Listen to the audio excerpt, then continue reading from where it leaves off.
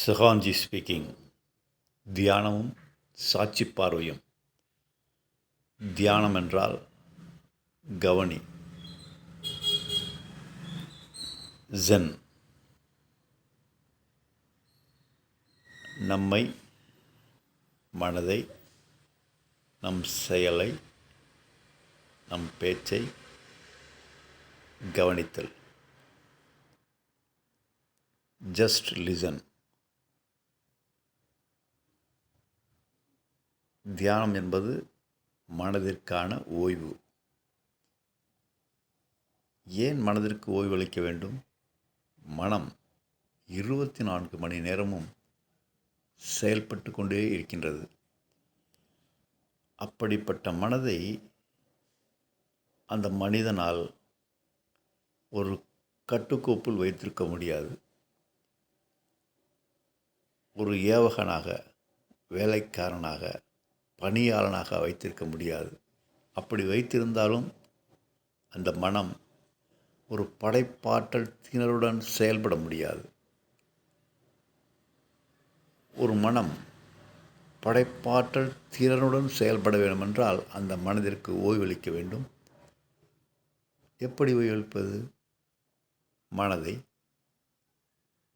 எழும் எண்ணங்களை just listen.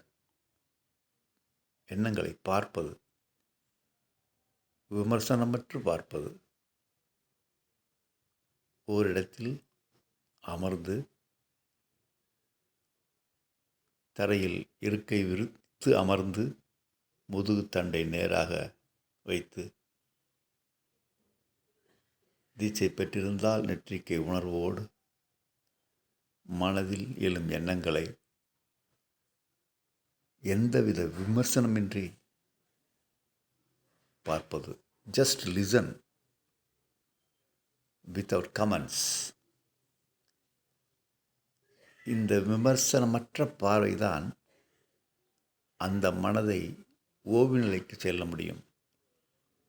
உன் மனதில் எழும் எண்ணங்களுக்கு நீ பதில் சொல்லிக்கொண்டே இருந்தால், நீ விமர்சனம் செய்து கொண்டே இருந்தால், அது மேலும் மேலும் அந்த ஆணவ மனம் எண்ணங்களால் நிரம்பிக்கொண்டே இருக்கும். எண்ணத்தின் வீச்சை குறைப்பதே தியானம். எண்ணத்திற்கு யார் சக்தி அளிப்பது? நீதான். அந்த சக்தியை மடைமாற்றம் செய்ய வேண்டும். எண்ணங்களுக்கு செல்லும் சக்தியை மடைமாற்றம் செய்தால் எண்ணங்களின் வீச்சு குறையும். எண்ணங்கள் வீச்சு குறைய குறைய எண்ணங்களுக்கு இடையே இடைவெளி ஏற்படும். இந்த இடைவெளிதான் இறைத்தன்மையின் நுழைவாசல். உள்ளார்ந்த பார்வைக்கு உதவும் உன்னத விழி. இந்த இடைவெளியை ஏற்படுத்தத்தான் தியானம்.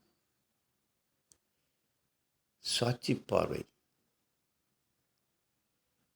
தியானத்தை ஓரிடத்தில் அமர்ந்து செய்யலாம்.